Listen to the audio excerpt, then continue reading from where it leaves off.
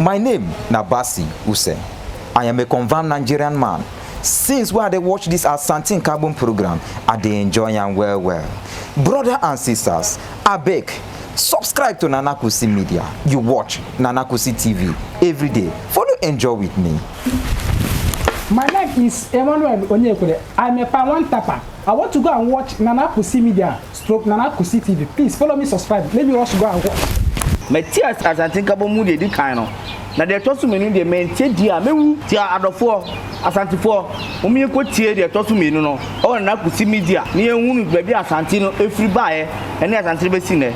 Mosomfo na KUSI obodo mensa brampa na mensanhia we de di kan na me de aseda kese pa na ema wo bra wo kan me ho bra me de Asante Nkabom de kan de bre wo wodafo obusa ho se ye den Asante Nkabom e di kan de guye se Asante Nkabom etoso miero na me de bre wo me de bre kwasi ada ukuada ena afi efia da bia 3 times in a week kame ho awo na KUSI Media ene na KUSI TV so na edi machi bra me de Asante Nkabom de etoso miero e bre wo we omai ma yesan ema munyina mo hyehyia Mosomfo na KUSI obodo mensa brampa ena menimo asa hye yi ewo na KUSI Media ene na KUSI TV so sabri kame ho na me no nsan emumu bio na yemfa enwoma ye kenkan watene di Asante Nkabom no yemfa emro yeda so ewo ade etoso miensan hwede etoso mienu so sei na prempe yebechi ni wane ohema ne ahemfo bi eka no ne mpadefo bi eka no ho no beye se imfie nan mu ne imfie nan aba na asemben na asan si biewuo na ya afrane ne na ya Asantewa ehia twetwe nkomo na won de wawiata so se memma no so won ko a on de obeye bibi obepusu ho akira kwesi kokko no won tena hormo ma kwesi kokko mehune huna won Fairtrio me huna meje esikadwa ya Asante sunsum ehemu nti won de wawiata so pa na de na mba mienu ebeye wie yeda so ewo ade etoso miensan hwede etoso mienu wo kire otumfuo emfie nan aba Asante mu atete Amrado Hobson ema okuhia aman no ahene aman no mu ahene ema obehia ewo Kumasi abankesie mu obenem ne de etoso aduonu nwotwe afia pem afi apem ahankoro emu eye 1900 ena saasemi isiye na kire se woche na prempe no mfie na emu a enie wie omanma asembe bio na eba Amrado Hobson eso peso babehia eye nananama hemfo no mu a ewo eye Kumasi abankesie mu enie sabri yenya soe na yenyina no yenkokenkan na yehwe asemu a isiye na enso ansa na yebekenkan no na meka wo se nyuma bia da roma enene waso mu a yede sa adwuma de bre wona na KUSI Media so NK executive barbers ye baby ba kope ya peso UT ema ho ye fede a wode wani be kire na akọ UT ama ho ye fe pekira betu junction so pe e wona NK executive barbers wo ere nti wodafo ne titu na modafo ne kire ho na eja wonyi UT memma wo ho fe yie na oyitere wo ho no mu wura ho no so wanyu kuku ye fidie air condition bo bibia kwaso kama pa ko ho no be UT ama ho aye fefefe pa afi ye ka se Adonko Bites Limited omonso ene nei omodi product yi di abedwa so Adonko premium energy drink Germany for nsa no ena wade Adonko 123 be ma de no ma ugina brane afi Adonko atadwe ginger ma de no ena Adonko black and wankasa wo say coronavirus nso wa no so e di omanfo nyen so no ni nyina ye boy ho ban afri ho wade Adonko hand sanitizer so de ba ni nyina no hwe so be kodwa so no pe bi e kira kwan na uja bi ebubo bi a abo na sisiu ya ho so nkotie won krat won ye ba ye de akenkan asam no de abro empani say titi wo bi ka titi wo bi kire ani yesa titi wo bi ka na titi wo bi kire de a mi bu sa say asante efri hen ibi mu kire say asante efri bon bi mu eno be pia asante ma so ibi mu kire so ofi atweaban so eno sande ba fom abakosam kire say asante emusie bi ede kan wo ho bo mu ma enne wabe ya Asante ne santi ena afi mede ngoma wato ne din Asante Nkabom de edi kan ene Asante Nkabom de etoso mienu ede brewo bisa ho se ye den Asante Nkabom edi kan de ba ye na enyina na mu Asante Nkabom etoso mienu ene begina ye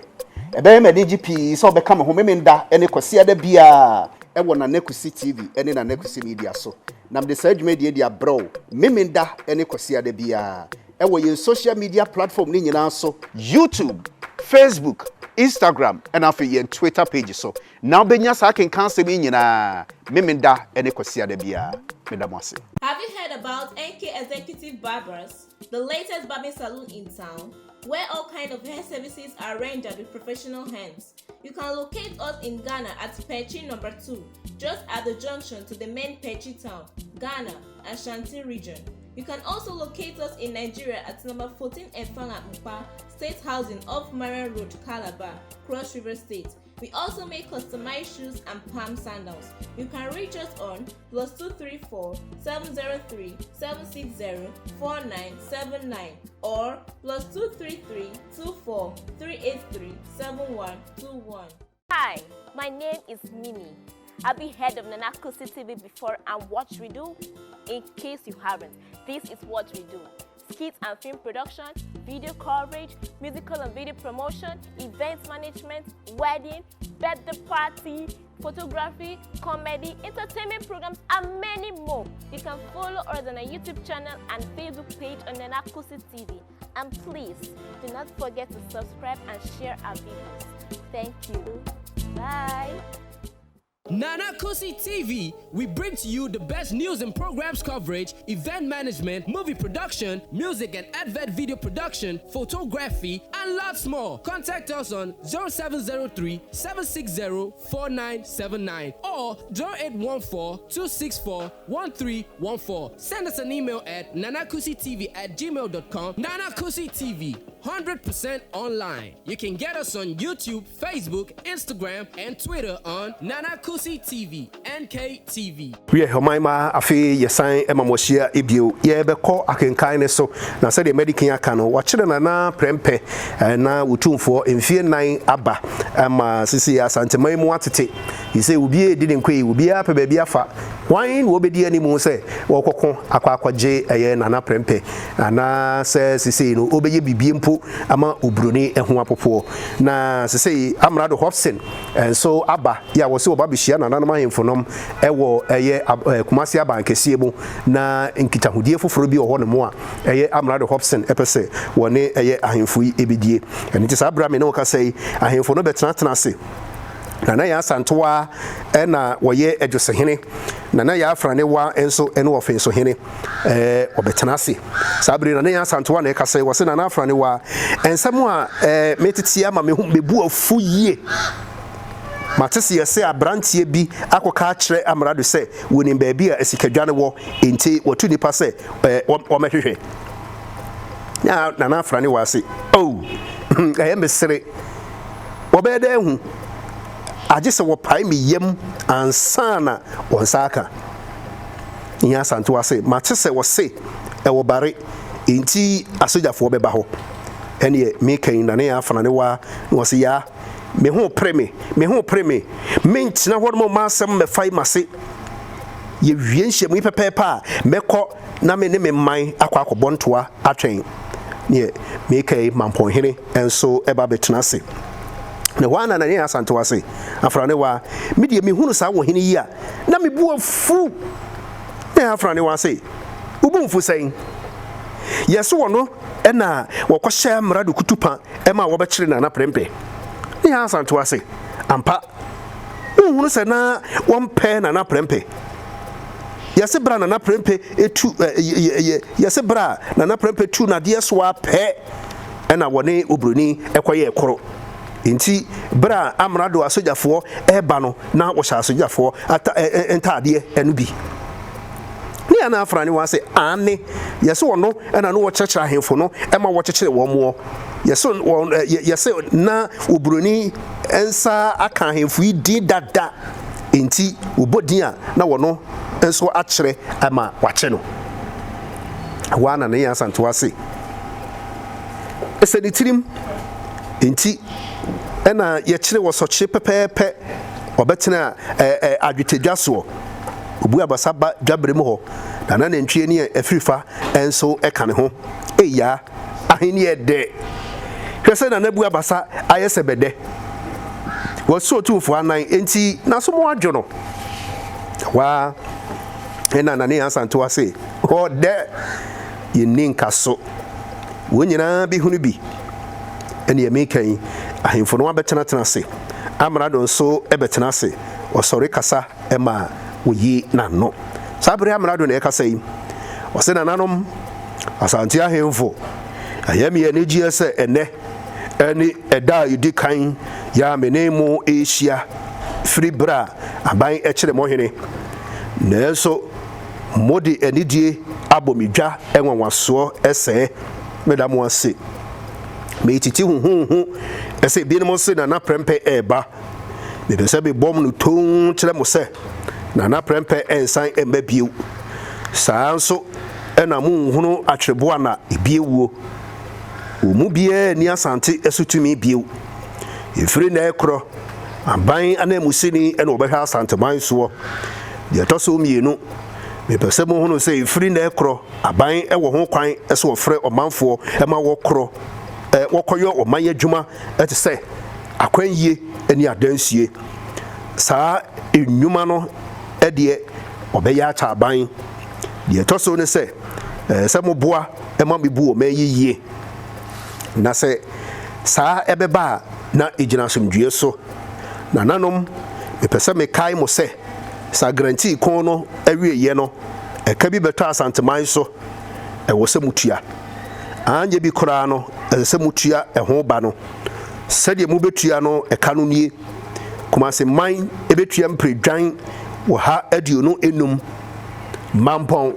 adanse bekwai nkoransa ene manso kwanta emu bia betua mpredwan wo ha aduonum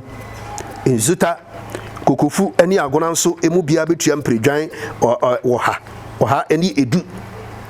jama nso ebetua mpredwan wo ha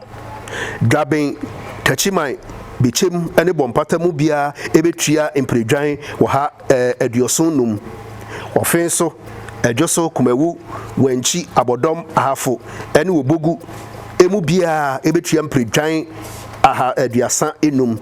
ena agogo so atua mpredwan aduonu afi na nanu muntie me pese me bisa mo se de ben na memfa enye wonipa ompese wodi obuo ema abrochire hima munnim se abrochire hima ene wo hwe o man so ebie munnim se me ena misi na namu ewo man yi mu adenti ena mode saa konwa yi esi me ho esa me ntena so eyobuo anase eni amo ho adenti ena mo amfa sikadwa kofi no amama ntena so me pese me mamo te se ewom se mo amfa sikadwa no ema aban de nanso mutwi mutan ya mo hyemase enti tumi bia esese wode edi mo so no wode bedi medamo ase manu asi so bi wasem bia onka afi dwade mu tenjin bia to mum na ne Asantewa emuna se kumon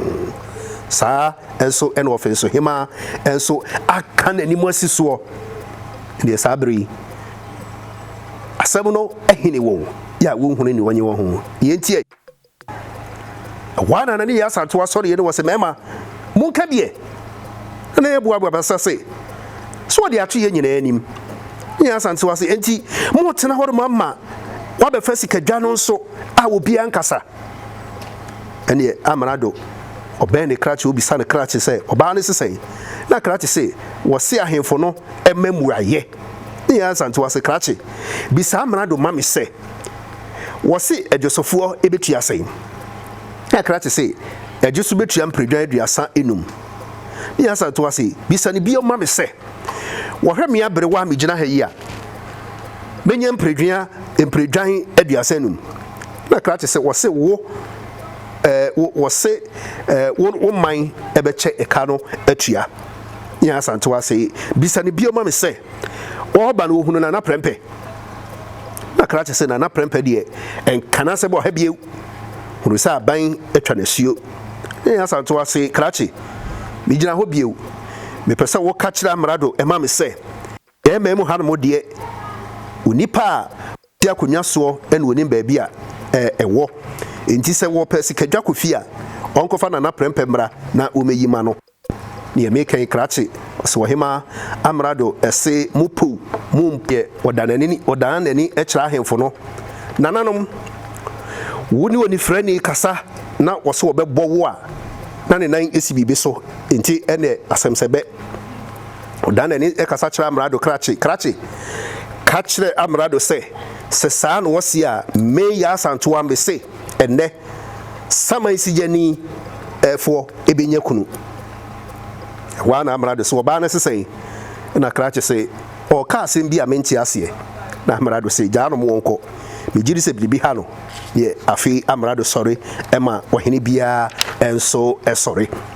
ya wade ye toso miensa hwede ye toso miensa ahemfo no kokko wa fie mu na afra ne wate se amrado ame nipa ko bare ekohwe esikadwa enti wotumirika kofa ne dom ede won ekohwen ewo bare na ne ASANTEWAA ne ahemfo no mu ebi ehia anadwo ene ye enti ai enkoma ekoso abri na ne ASANTEWAA na ekasa yi ose na nanom ene munyina ti ne ekoso na mo adwene ne sai wana na nebu abasa so no OFINSOHEMAA minim se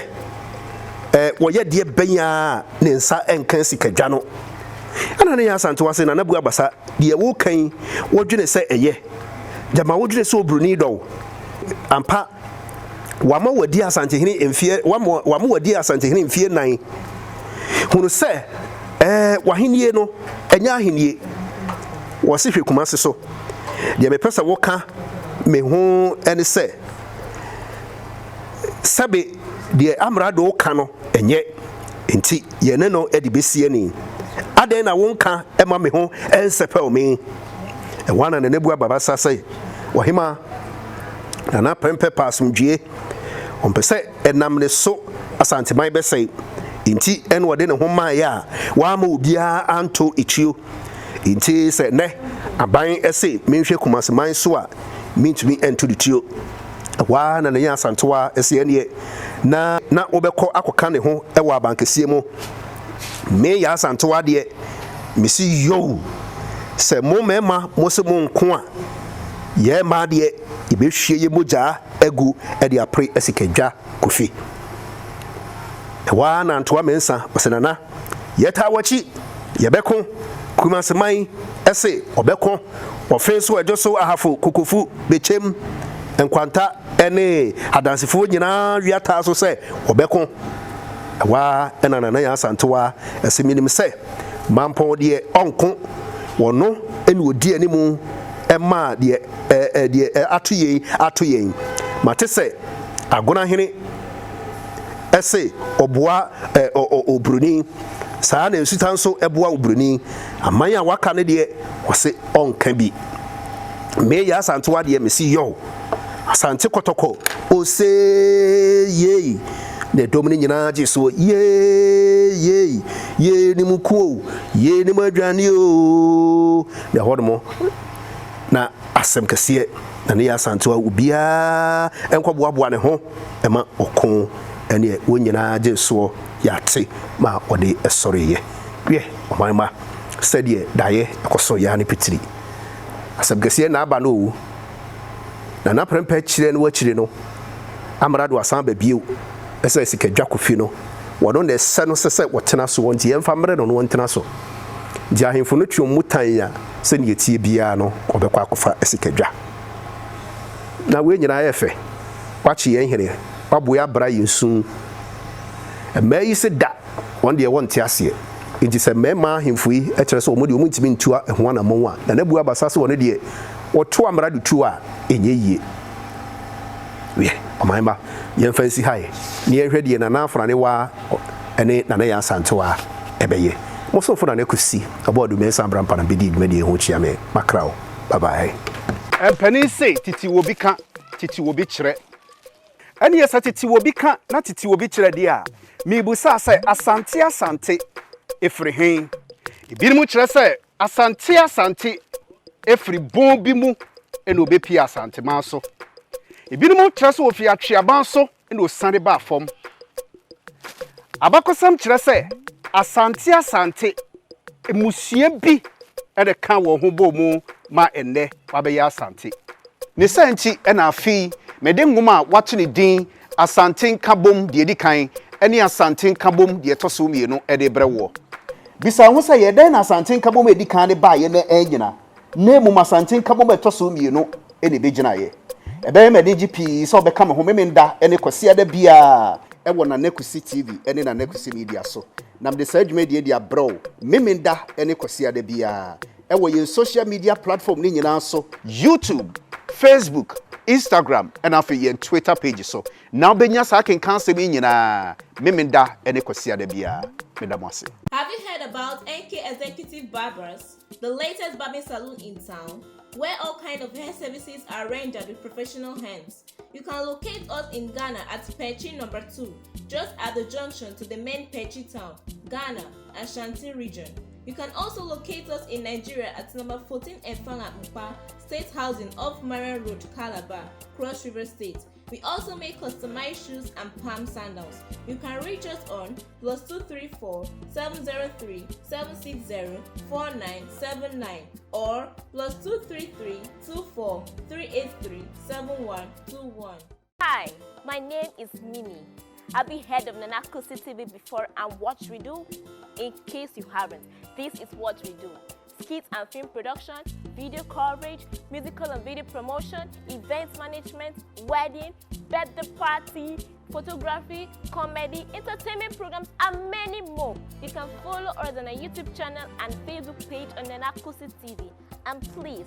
do not forget to subscribe and share our videos. Thank you. Bye.